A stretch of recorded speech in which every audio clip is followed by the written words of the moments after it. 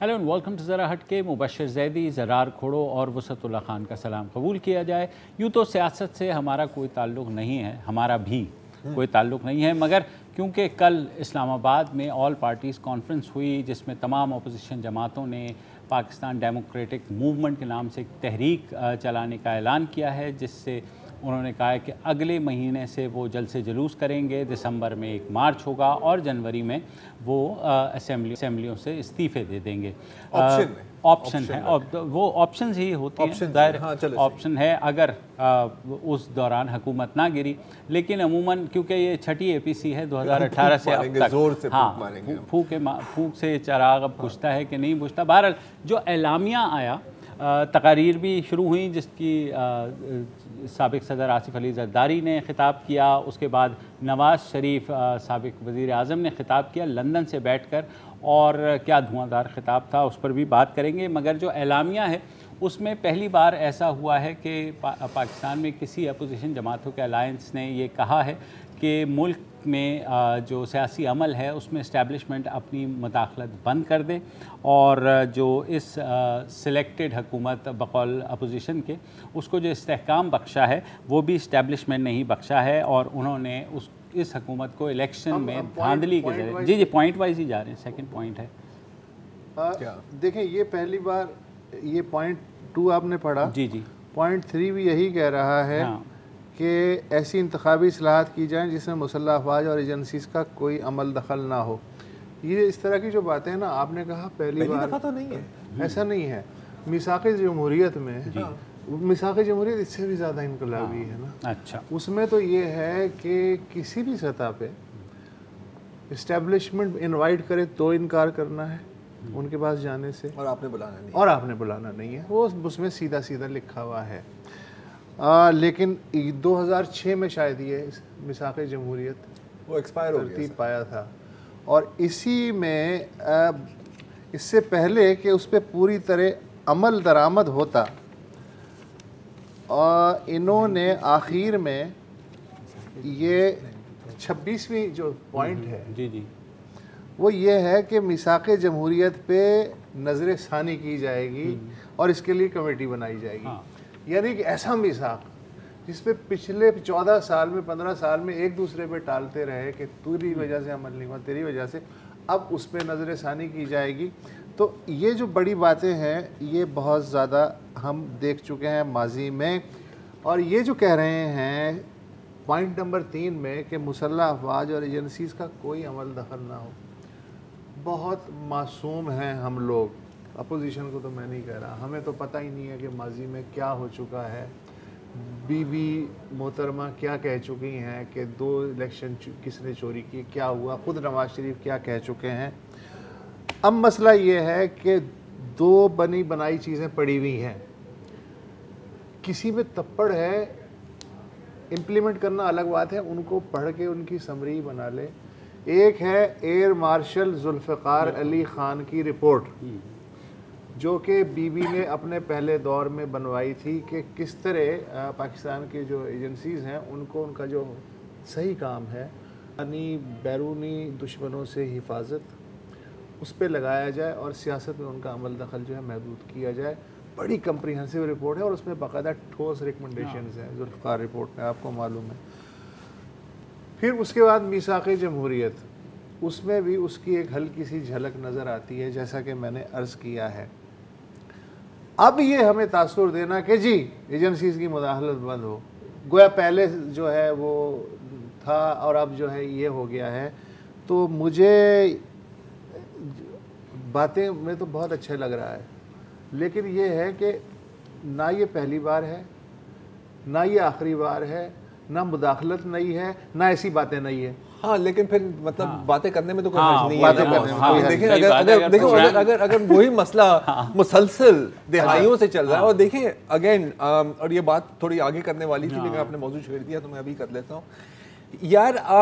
For a moment हम अपनी personal likes and dislikes और सब किसी भी सियासी लीडर के लिए साइड पर रखते हैं। आपको नवाज शरीफ पसंद है, आपको जरदारी पसंद नहीं है, आप इमरान पर जान देते हैं, आप जो भी आपकी मर्जी है। ये एक तल्ख हकीकत है कि जितनी भी सिविलियन गवर्नमेंट्स आई हैं पाकिस्तान में, हाँ, वो रुसवा होकर ही और मैं ये नहीं कहूंगा कि गई हैं, उनको हटाया गया है, समटाइम्स फेटली।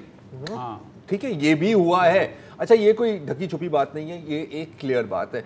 ये सवाल पूछना जरूरी है कि बार बार ऐसे क्यों होता है। और देखें अगेन आप अच्छा, जब कोई ऐसी भी बात होती है तो एक टिपिकल प्लेबुक शुरू हो जाती है, और वो प्लेबुक भी दुरुस्त है।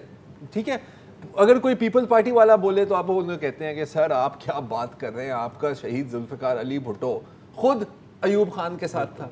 बिल्कुल, बात हकीकत है, लेकिन इससे क्या मतलब है कि जो उसके साथ हुआ वो फिर नहीं हुआ था, वो भी एक हकीकत है। अच्छा, आप ये भी कह सकते हैं कि सर बिल्कुल नवाज शरीफ साहब ज़ियाउल हक की गोद में ही बड़े हुए हैं, again it is a fact, लेकिन उनकी भी हुकूमतें गिराई गई, वो भी एक फैक्ट है। और मैं ज़ियाउल हक की तो एक मिसाल दे रहा हूँ, मेमो गेट भी आप ले सकते हैं, आप 1000 चीज़ें ले सकते हैं। तो सब शुरू ऐसे ही होते हैं इसी नर्सरी में, इवेंचुअली फिर उनकी जड़ें इतनी बढ़ जाती हैं कि उनको ट्रांसप्लांट करके बाहर करना होता है। बस एक आखिरी बात, गमले से बाहर निकलने की कोशिश करते हैं तो फिर उनकी ट्रिमिंग हो जाती है। ठीक है, कभी कभी तो दरख्ती उड़ा देते हैं, कभी कभी तो पूरी खेत उड़ जाती है। पॉइंट इज के ये जो बातें कर रहे हैं, हमारे पास कोई गारंटी नहीं है, बल्कि मैं तो कहूँगा कि ये लाइकली है कि कुछ सालों में इमरान खान साहब खुद भी शायद यही बातें करने लग जाए जो उन्होंने बाय द वे माजी में की हैं। आप उनके पुराने क्लिप्स निकाल लें जो इन्होंने बात की एस्टैब्लिशमेंट के इंटरफेरेंस पे and so on and so fourth. कहा है कि एजेंसियों के बगैर कोई हुकूमत बनी नहीं सकती, 1000 दफा बोला है। इवेंचुअली सबकी एंडिंग ना एक ही होती है, एंडिंग एक ही है। लेकिन ये नाकाम अब तक 70 साल में क्यों होते रहे हैं? सिर्फ एक जुमला में कहूँगा,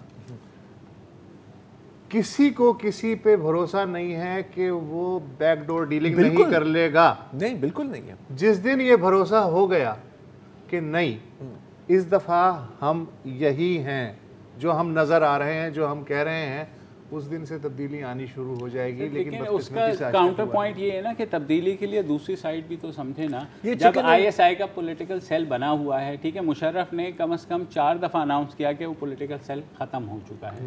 ठीक है, और वो उस वक्त प्रेसिडेंट ऑफ पाकिस्तान भी थे, वो उस वक्त के आर्मी चीफ भी थे और सारा कुछ, लेकिन वो चीज़ नहीं रुकी, वो चीज़ होती रही बार बार। तो और ये जो अलायंस बनते हैं, इसका ये मकसद नहीं है कि कोई एक पार्टी बन रही है कि सब एक पार्टी में आ रहे हैं। इवेंचुअली जब इलेक्शन का टाइम आता है, सर सुन लें, नहीं मैं तो कह रहा हूँ जो लंबी लंबी बातें कर रही हैं ये अलायंस वाले ही कर रहे हैं ना, मैंने ये तो नहीं कहा पार्टी वाले। मैं आपको एक अलग बात कर रहा हूँ। आप ये कह रहे हैं कि कौन जा करके फिर मिल जाता है और वो बना लेता है ना।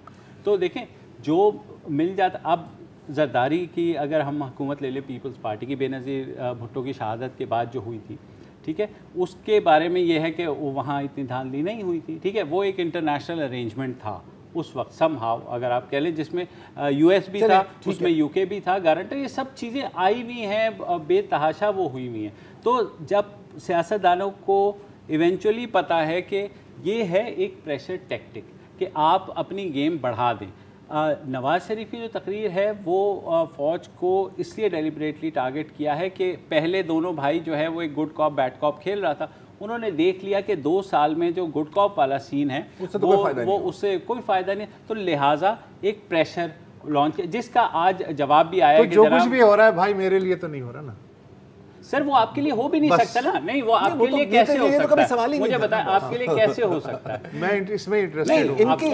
इनकी आर्ग्यूमेंट, अगर इनकी हम आर्ग्यूमेंट पे जाएं, इनकी आर्ग्यूमेंट क्या है कि जब तक सिविलियन बालादस्ती नहीं होगी तो मुल्क का कुछ नहीं हो सकता। तो आप इसको इंटरप्रेट कर सकते हैं कि ये आपके लिए, अगर सिविलियन बालादस्ती हो गई तो जाहिर है इनमें से बहुत सी जमातों का शायद वजूद भी ना रहे, अलग बात है। अच्छा, वो सिविलियन बालादस्ती जब होगी जब सिविलियंस डबल गेम। सर बात नहीं ना, मसला ये है ना, यही है ना। आप ये देखें कि मैं एक नर्सरी बना रहा हूँ, ठीक है, तरह तरह के मैंने उसमें पौधे रखे हुए हैं, ठीक है, और मैं उसकी परवरिश कर रहा हूँ, मैं उसको परवान चढ़ा रहा हूँ, ठीक है, उसमें से वो पौधा नहीं पसंद आता उसको मैं ख़त्म कर रहा हूँ। तो बात तो वो भी है कि ये अंडे और मुर्गी वाली बात है कि अंडा पहले आया या मुर्गी पहले आई ना, तो बात ये है। अच्छा देखो, ये अगेन ये सब कुछ एक अलग बात है।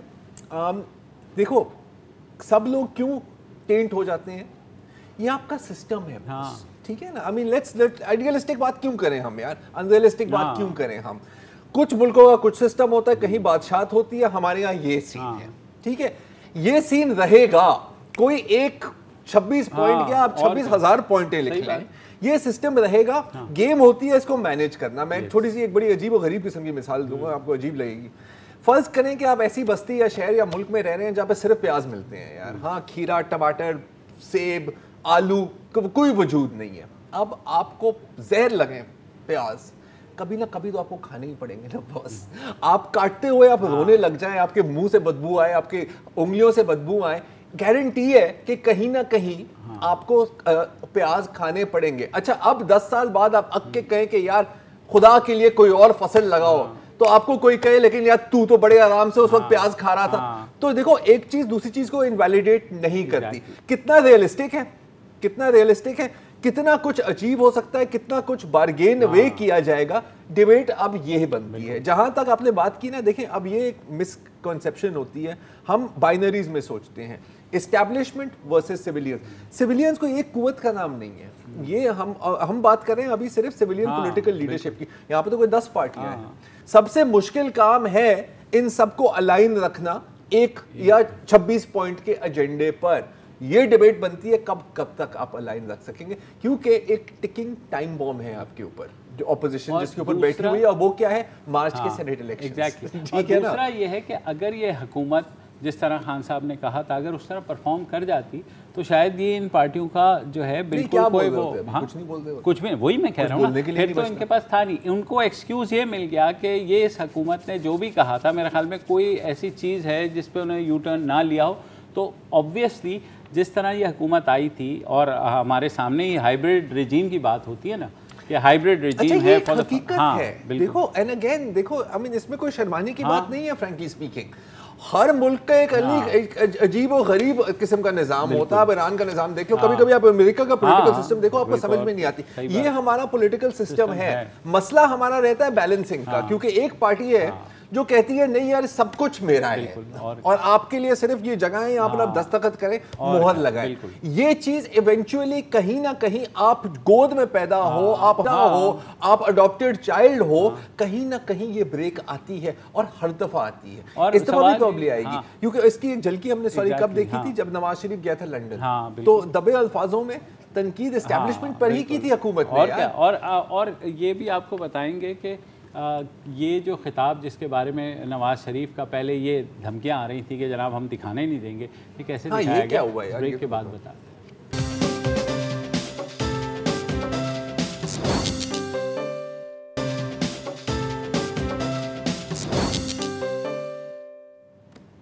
Welcome back. और कल की एपीसी की हाईलाइट जो रही वो साबिक वज़ीर आज़म नवाज शरीफ की जो तकरीर थी, शुरू में आसिफ अली जरदारी साहब के बाद उन्होंने जब तकरीर करनी शुरू की, तो उस तकरीर से पहले एक रोज़ कबल तक तमाम हुकूमती वज़रा ये कह रहे थे कि जनाब ये जो है ये मफरूर मुल्ज़िम है, क्योंकि इश्तिहारी करार दे दिया है, तो लिहाजा मीडिया इसको बिल्कुल टेलीकास्ट ना करे और हम भी मेक श्योर करेंगे कि नहीं। मगर ऐसा क्या हुआ कि अचानक आपको लगा हर चैनल पे वो मेरी तो सारी थ्योरियां खराब हो गई, क्योंकि जब मरियम नवाज शरीफ की स्पीच आई थी, आपको पता है मैंने बड़ा मतलब दावे के साथ कहा था कि यार मैं आपको बताता हूँ ये स्पीच ऑन एयर क्यों हुई है, क्योंकि इसमें एक जिक्र नहीं था एस्टैब्लिशमेंट का, सारा निशाना इमरान खान पे था। अच्छा, ये इसका बिल्कुल ऑपोजिट था। उन्होंने कहा कि जी मैंने तो इमरान खान पे बात ही नहीं करनी, मैंने तो इन लोगों पे बात करनी है। तो ये कैसे हुआ? अच्छा, ये हुआ ये कि जो एक दिन पहले रात को इंटेलिजेंस ब्यूरो ने एक रिपोर्ट दे दी कि जनाब जो टारगेट होगा नवाज शरीफ साहब का वो एस्टैब्लिशमेंट होगी, वो हुकूमत नहीं होगी।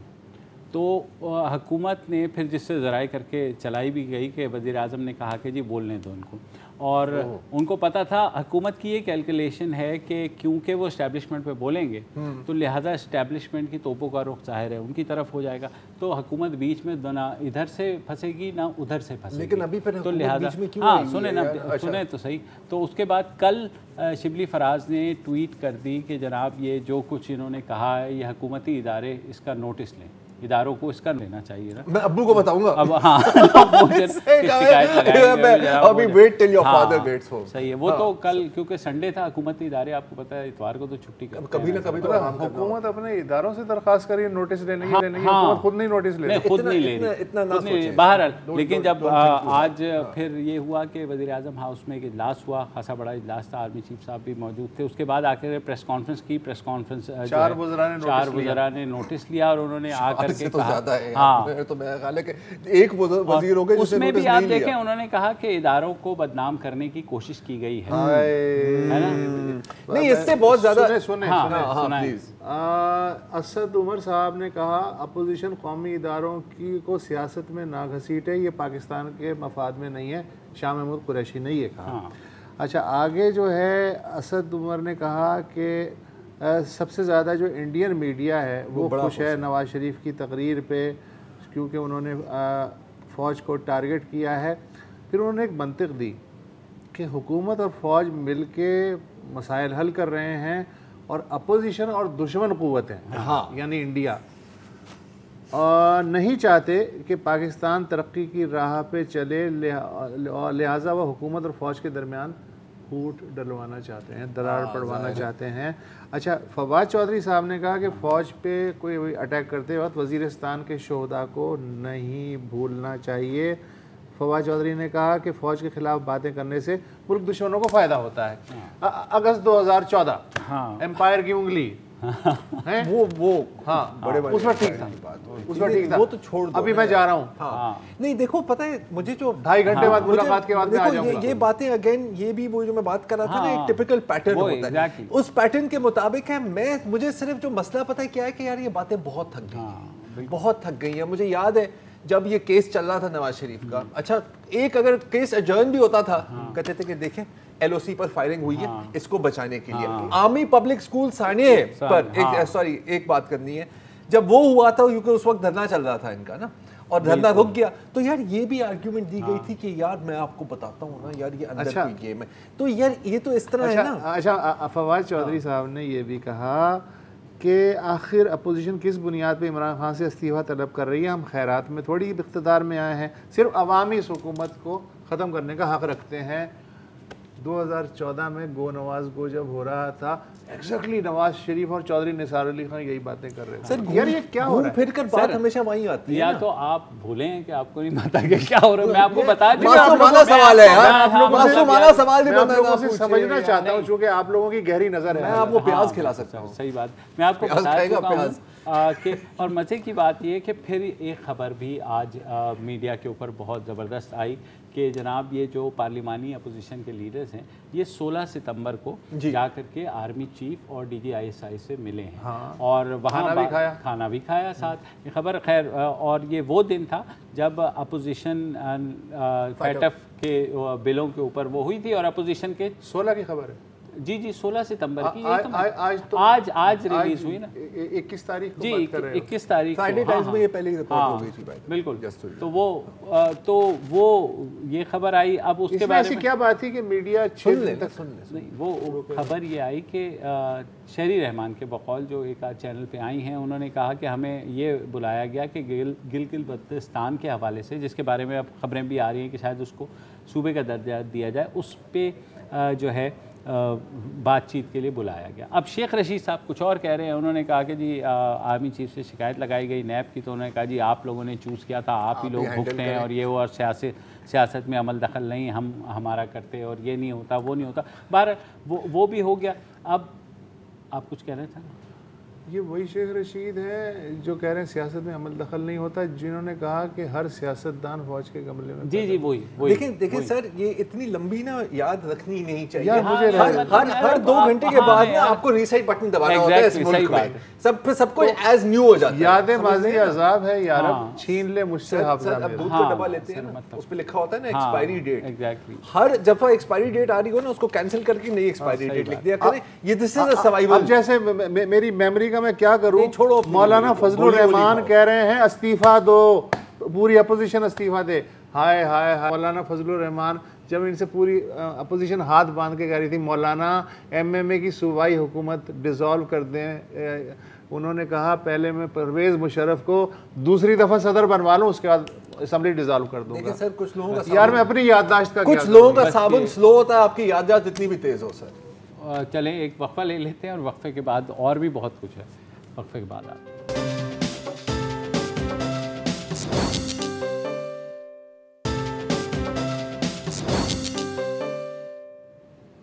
Welcome back. और अब ये बड़ा क्वेश्चन ये है कि अब क्या होगा। नहीं, उससे पहले मैं जरा एक पॉइंट है उस पर मैं थोड़ी सी गौर करना चाह रहा हूँ। भारत से नहीं, देखिए ये जो बात की है ना कि आईबी ने नहीं कि देखिए अगेन बहुत इंटरेस्टिंग बात ये है कि ये चीज़ ऑन एयर गई।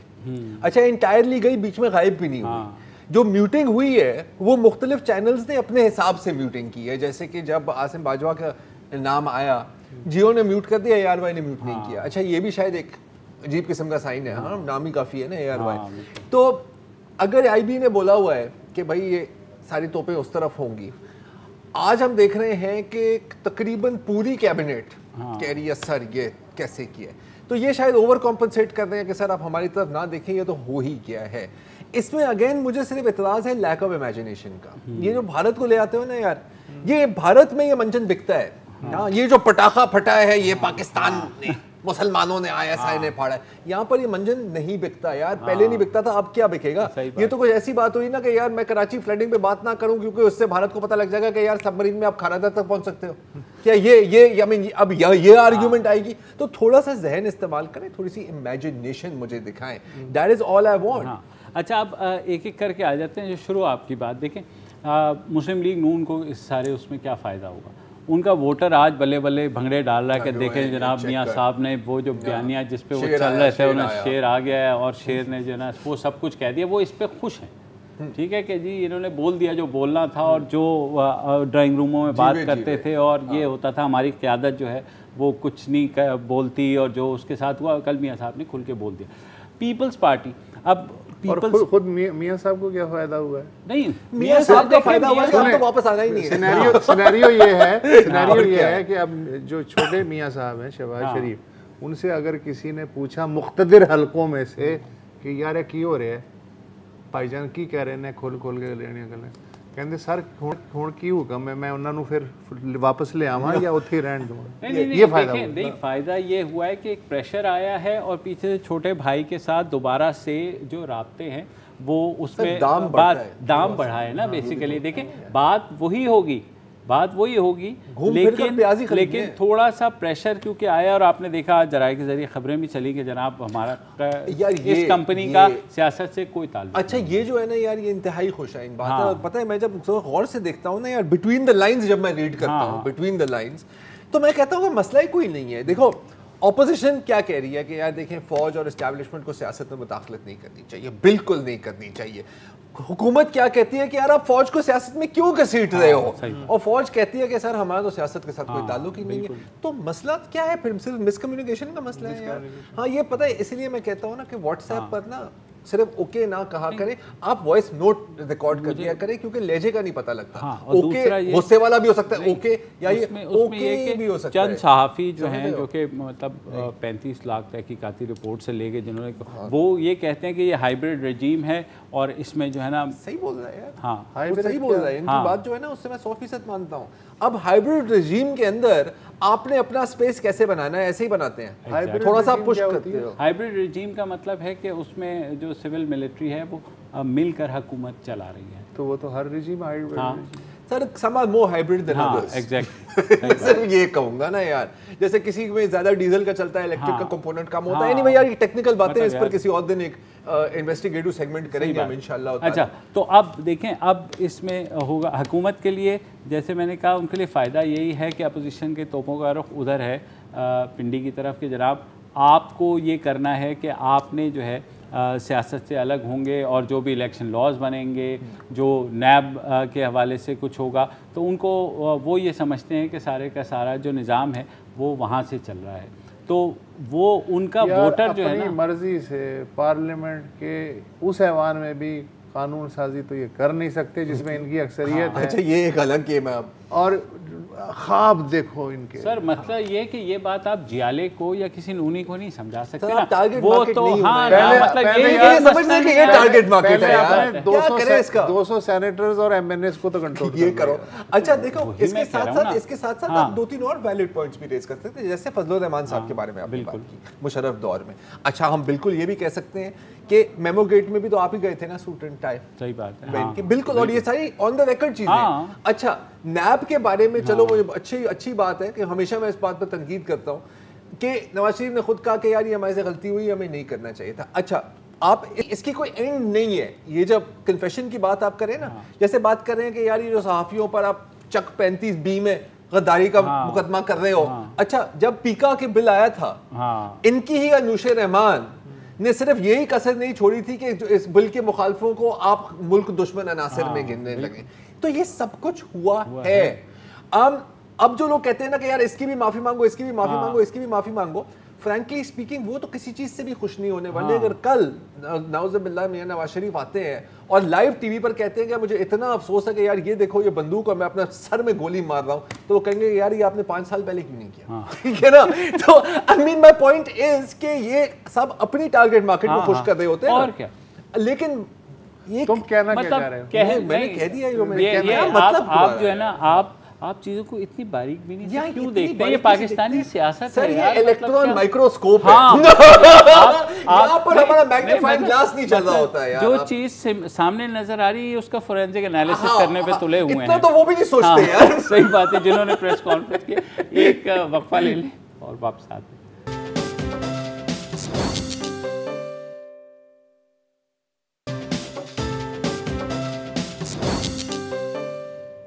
Welcome back. हमने ये बात तो कर ली कि APC से अपोजिशन जमातों, हुकूमत को क्या जो है उनको क्या उनका रद्द-ए-अमल होगा और आगे कैसे बढ़ेंगे। इस्टेब्लिशमेंट के बारे में से बात करेंगे कि जिस तरह की क्रिटिसिज्म हुआ है, मेरा अपना ज़ाती ख्याल है कि इस्टेब्लिशमेंट एक स्टेप पीछे लेगी। यार और ये सोचो कि नवाज शरीफ के फ्लैट के सामने लोगों ने पापा जॉन्स के पिज़्ज़े के डब्बे उठाए यार, मतलब एम्बैरेसिंग है। हाँ, तो वो ज़ाहिर है एम्बैरेसिंग है, तो वो एक कदम पीछे हटेंगे। इसका मतलब है कि इमरान हुकूमत मज़ीद एक्सपोज होगी टूवर्ड्स अपोजिशन।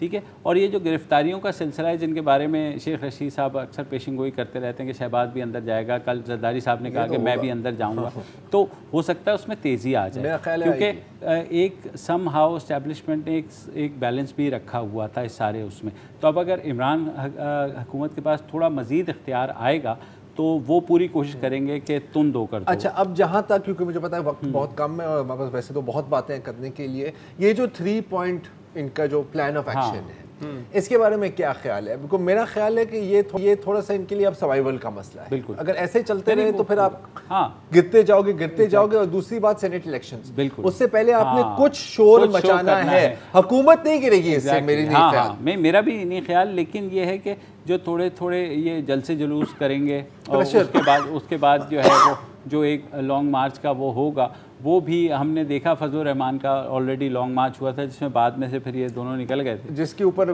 थोड़े से दबे अल्फाज में मौलाना फजलुर रहमान ने भी मतलब कहा तो है ना कि यार अब मतलब दोबारा आप भाई को आगे भेज देंगे और आप मैं मुड़ के देखूंगा और पीछे कोई नहीं होगा। तो ये जरूर है कि वो कोशिश पूरी करेंगे और इसका मकसद यही होगा कि किसी तरीके से सेनेट इलेक्शन से पहले इस हुकूमत को या तो बिल्कुल ही अपनी नीज पे लाया जाए या किसी तरह बार्गेनिंग पोजीशन में लाया जाए। और जाहिर है हुकूमत में भी ये सलाहियत है, हुकूमत में खुद इतनी सलाहियत है कि वो जो है कुछ ना कुछ ऐसा कर जाएं कि अपोजिशन को कुछ करने की जरूरत ना पड़े। ये ही मेरा ख्याल है कि सेनेट इलेक्शन जब होंगे तो इवेंचुअली मेजॉरिटी तो पीटीआई की आएगी। तो यही तो मसला है। तो और किस चीज को रोकने की बात कर रहे हैं? तो अच्छा, तो उसको हुकूमत को तो सिर्फ चिल करना है मार्च का, बिल्कुल हुकूमत को चिल करना है मार्च, उसको जलसों से जुलूसों से नहीं रोक सकते। लेकिन सर वही कह रहे हैं ना, अगर कोई रोक सकता है तो वो खुद ही अपने आप को पीटीआई रोक सकती है उस चीज को, हुकूमत रोक सकती है। पीटीआई ऐसा क्या करे कि ये सब आपकी मर्जी के साथ? सर ये जो चीजें हैं ना ये हमारी समझ से बाहर है। ठीक है ना,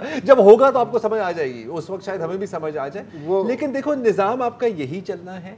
इस निजाम के अंदर सबको ये बात पता है। देखो कोई ऐसा नहीं होगा कि कल कोई एस्टैब्लिशमेंट में जो बैठे हुए हैं यार वो नवाज शरीफ की स्पीच सुनेंगे और कहेंगे यार अभी मुझे आज एहसास आया कि यार ये बहुत बुरा हुआ, हमने बहुत बुरा, ऐसा नहीं होने वाला। और दूसरा ये कि वो जाएं नवाज शरीफ के साहब के पास और कहें कि नहीं सर आप हमसे गलती हो गई, आप दोबारा आ जाएं और हम आपको दे देंगे। तो ये 3 मरहलों का अपोजिशन का प्रोग्राम है, ये 3 महीने का है बेसिकली, ऐसा ही कुछ है। सबसे तो मुश्किल काम होगा बॉस इन सबको इकट्ठा रखना उस वक्त, क्योंकि अब वो डील मेकिंग का सीजन शुरू होगा। और वो किसने कहा था 1 week is a long time in politics, 1 week is a life time in politics sir. और यहाँ पर तो 5-6 महीनों की बात, 4 महीनों की आप बात कर रहे हैं। रहा 6 है महीनों कि की बात अब करें। ना अब वो गेम शुरू हाँ। होगी ना यार कि यार तू छोड़ यार, तो कोई मसला तेरे को बताता हाँ। यार आके यार तो ये इनके तो साथ होना- ये वुसत के साथ हाँ, ना हाँ, घुमाता हर है, दफा यही वो हुआ है। मैं हाँ, तेरे साथ आऊंगा। हर दफा यही हुआ। हाँ यही हुआ है, लेकिन गोल मेरा ख्याल ये होना चाहिए कि थोड़ा कम हो। ठीक है ना, लुक लेट्स बी रियलिस्टिक यार, लेट्स बी रियलिस्टिक। ये है हाइब्रिड रिजीम, ये ऐसी ही चली है और ऐसे ही और चलती मैं रहेगी। नाम तक ले सकता हूँ जिसका सबसे पहले तोड़ बट्टा होगा। बताओ। इजाजत दी नहीं नहीं नहीं नहीं, नाम अब नहीं नाम नहीं के कोई बगैर इजाजत नहीं नहीं दे रहा, छोड़ेंगे, नाम अभी बताएं। नाम नहीं बताएं बताएं यार, आप। बताएं नहीं प्रोग्राम बताओ के बाद नहीं यार, मैंने ये नहीं कहा था लाइव बताऊंगा। नहीं नहीं सर, यार अब ये तो नहीं, मतलब यार देखो यार हाँ यार हूँ मैं। चले यार ये हैं। मैं कब से बोल रहा हूँ। आज के लिए इतना ही, कल दोबारा हाजिर होंगे, इजाज़त दीजिए, खुदा हाफिज़।